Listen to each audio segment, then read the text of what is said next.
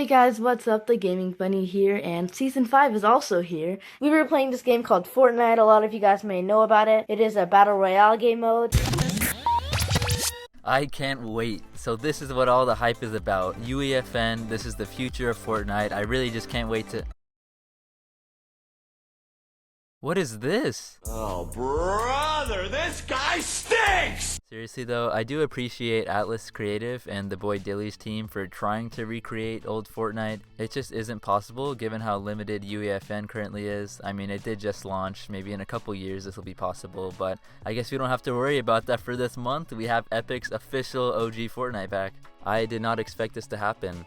Honestly, it's been 4 years since the Black Hole event happened, and they didn't really show any indication that this was going to happen. I thought maybe if they eventually bring back the Chapter 1 map in any capacity, they would probably overhaul it with all of the Chapter 4 graphics and mechanics like the NPCs and augments and everything, and it wouldn't really feel the same. And maybe all of the gun models would be changed, so we wouldn't even have like the old sound effects and things like that. I feel like over the past couple chapters of Fortnite, I haven't really cared much about the gameplay, and I've just been covering the cosmetics. If you guys have been watching for a while, you know that I had a few collections going on, like the Wraps and the Icon series, Marvel, DC, things like that. So a lot of the time I feel like I would just log on, buy something from the item shop, and hop back offline. During this 1 month that we have the old map, the gameplay is far more important than the cosmetics. And obviously something very important in the gameplay is the weapons that we have. So personally, I don't really care that they're using the Chapter 2 weapon models instead of Chapter 1's. It was probably easier for Epic to port them in game, and honestly, they still play like Chapter 1, so it's alright.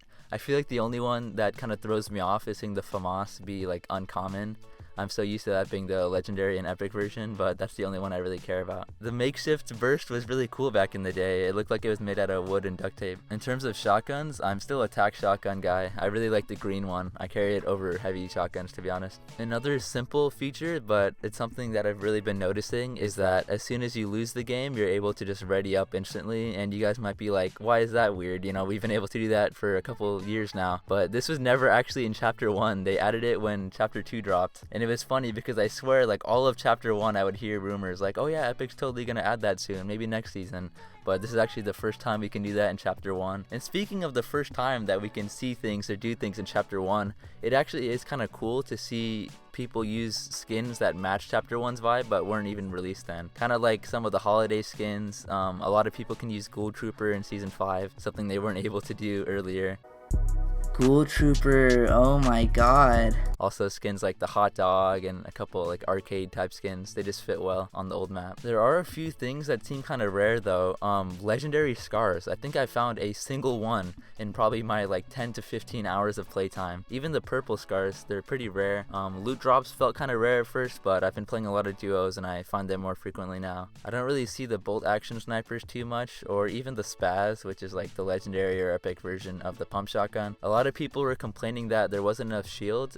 Somehow I haven't been having this issue. I always find myself with max shield every game. In terms of the graphics, it kind of looks like Chapter 1 remastered. Honestly, the main things I notice are the grass being more textured, which is really nice, because in those creative maps, you know, the one I kind of joked about at the beginning of the video, they first launched and didn't have any grass or textures, so everything felt kind of smoothed out. It kind of felt like a Roblox version of the map. And in terms of the lighting, it is definitely updated, but it's not overkill. I feel like in Chapter 4, I have a couple screenshots here, there would be some times where I could just not see what was on my screen because the lighting was just so bright. This kind of reminds me of Chapter 2's graphics, and a lot of people are okay with that, including me. It's not overkill, it still has that cartoony vibe. I really enjoy playing zero build. Sprinting and mantling make up for the fact that you can't really reach some levels of certain buildings. Like, it works really well in factories. The ones over by Flush Factory. This has actually been my favorite loot spot this season. I thought it would be Snobby Shores. Once again, if you guys have been watching, you know I used to land there all the time, but for some reason, factories is more satisfying this season. At first, I was putting off playing build mode. I thought it was just going to be super sweaty, but it's actually tame.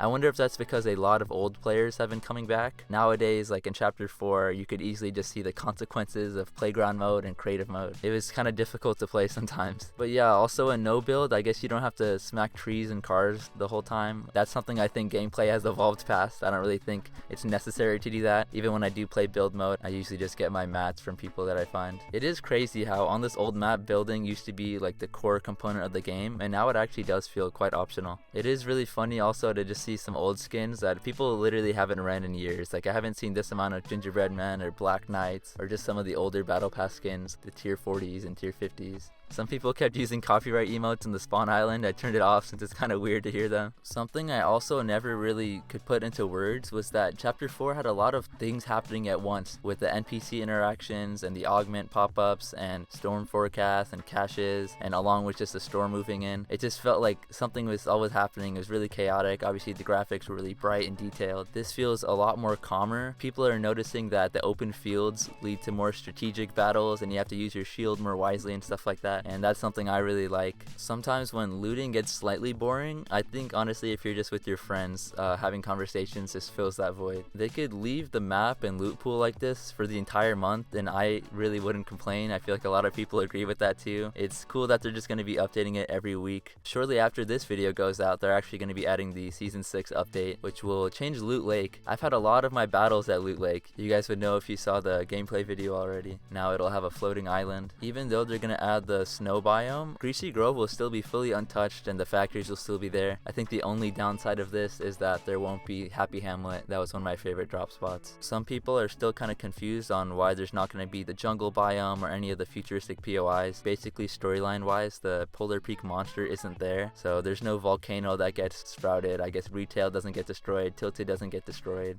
There's no like Season X rift spots or anything like that. It probably would have been too much for Epic to update the map every like 3 or 4 days. People prefer the older maps anyway. I feel like they're more popular. Both of the trap items in game also have been kind of rare for me. I haven't really found many damage traps or launch pads. I feel like I've probably found 2 launch pads in my whole time playing. I am so glad that they have the old llamas and they don't run away. To me, this was really annoying in chapters 3 and 4.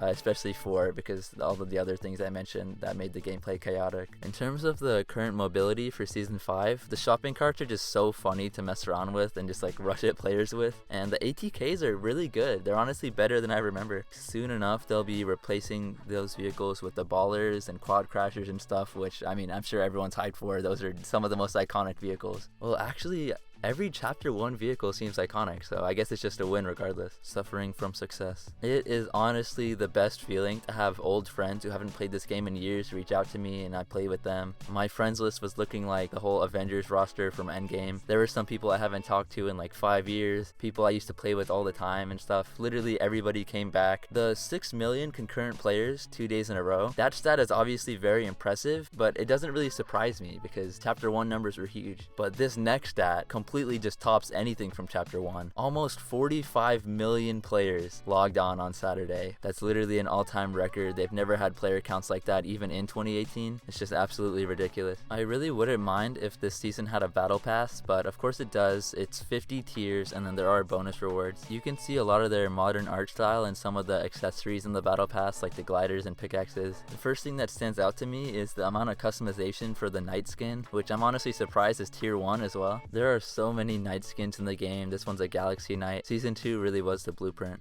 I'm actually pretty happy because this is my first skin on Fortnite. Omega Rock looks really cool. That's a great last tier skin. The original Ragnarok was like an ancient warrior, so it's actually dope to see a modern version of him. He's a pretty underrated skin. I think he's only gotten 1 reskin before in the Molten version. And there's the color options for him as well, and you don't even have to grind to unlock those, so I'm sure a lot of people are happy about them. Shout out to you if you have the Omega Lights level 80 gang. Let's go. I guess it's not really an OG battle pass without a dab emote. They had to throw that one in there. That one emote that kind of remixes all of the old ones. I think the Worm is in there, Breakdown, Groove Jam. They just have a bunch of old ones. It's pretty cool. And something I kind of forgot to touch on was the item shops. It is so weird that the new skin just go away after 24 hours. Raven Team Leader, extremely popular skin on Twitter. It's just gone within a day. They brought the dealer out. I really like the design of that skin. His wraps are pretty cool as well. That was awesome. Gone within a day. And we actually got Stranger Things cosmetics. Both the old ones returned, except for the wrap for some reason, which is weird. But yeah, I got those back in season 9. They also brought in 11, obviously a massive character in the show, and she has a couple pickaxes that are references to other characters. I made sure to quickly buy that using code TGB, of course, which you guys can use too if you want to support me. That was also gone within 24 hours, and people were kind of confused on whether these skins would come back at all. I think they said on their status that it can come back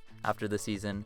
I mean, realistically, they probably will come back because of how popular all 3 skins were. It's really weird seeing like 6 things in the item shop instead of 25 tabs. It makes the items feel more special, but there should probably be more emotes. With record-breaking player counts, they probably should stack up the item shops a bit more. I'll talk more about that in another commentary video. This Mbappe image, one of the greatest images of all time, is honestly just my whole attitude towards this month-long season. I will be there no matter what. I've pulled so many like half all-nighters already. I'm definitely going to be playing every weekend, seeing every update, recording a lot of gameplay, and make more memories on this old map. Hopefully you guys are having a similar experience with Chapter 1 from what I've seen online. Everyone's just having a good time with it. This is my first commentary video in a couple years. Someone needs to make a counter in the comments of how many times I said the word honestly. But yeah, I'll see you guys all soon.